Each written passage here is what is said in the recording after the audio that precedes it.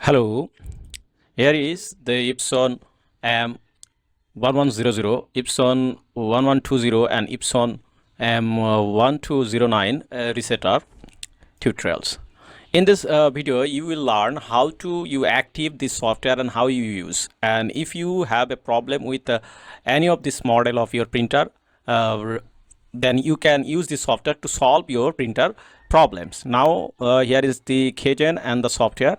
Now first I open the folder of software and run this program. Here is this program. When I run, at the moment it will show me something like this. Then I click OK.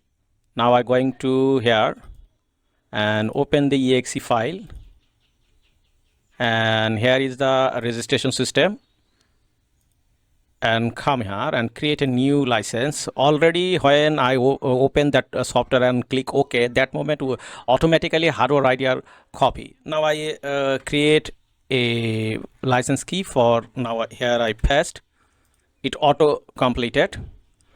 Custom data here is if you want to write something, anything, then you can write it here, or you can create a 30-day trial version, or how many time you execution this software, or etc. Then you can create of that things. But I don't want to restrict it anything. Now I just save and create the key. Now you see a folder is created. Now I close this program and open it and copy those all files here to go this folder and paste it. Now I open, first time when I open that show me that program is registered. Now see, this system is totally run, and here is this software, all of this version. If you need this software, then you will contact with me. And here how you use this software. Here is the wasting pad. If you need this reset, then you use the software this type of way. And if you need any other function modification or ink charts or head clean or shipping setup, then you use that functional module. You also can clean your head system. And if you have a knowledge of sequential adjustment mode setting, then here to see there's lots of things you can use. You also maintain any of part of the printer you want. Here is the lots of things, reinstall, uninstall, replacement, all over, such as you want to CR motor reinstall or assemble or etc. You can use this function. Okay, and